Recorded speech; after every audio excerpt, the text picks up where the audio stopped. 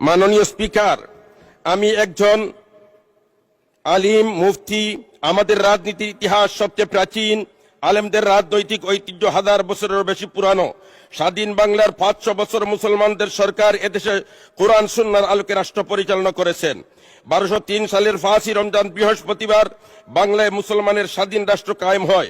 1757 সালের 23শে জুন পর্যন্ত এই দেশে মুসলমান শাসক মুফতি আলেমদের নেতৃত্বে যত্ন ও ভালোবাসায় উন্নত সমৃদ্ধ হয়।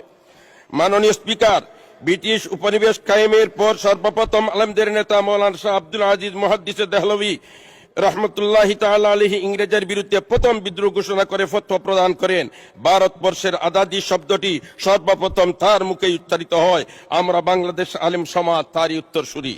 মাননীয় স্পিকার, আজকে আমি অত্যন্ত শ্রদ্ধার সাথে স্মরণ করতে হচ্ছে 13 সালের 5ই মের শাপলা চত্বরের শহীদদেরকে। আমি শ্রদ্ধার সাথে স্মরণ করি 91তে এই দেশ স্বাধীন করতে যারা রক্ত দিয়েছে, শাহাদত বরণ করেছে, তাদেরকে শ্রদ্ধার সাথে স্মরণ করি।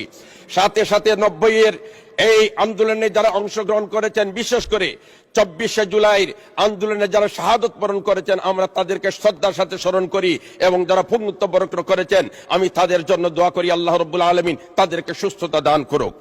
মাননীয় স্পিকার, আমি শ্রদ্ধার সাথে স্মরণ করি এই সংসদের মাননীয় সদস্য ছিলেন আমার নানা সদ্য হযরত মাওলানা উবাইদুল হক উজিরপুরী, যিনি ছিলেন একমাত্র ইসলামী ঐক্যজোটের বাংলাদেশের প্রতিনিধি। ঠিক তেমনিভাবে আমি খেলাফত মজলিসের একমাত্র বাংলাদেশের প্রতিনিধি। মাননীয় স্পিকার, আমি শ্রদ্ধার সাথে স্মরণ করি এই হেফাজতের আন্দোলনের নেতৃত্ব দানকারী শাইখুল ইসলাম আল্লামা আহমদ শফি রহমতুল্লাহ আলাইহিকে।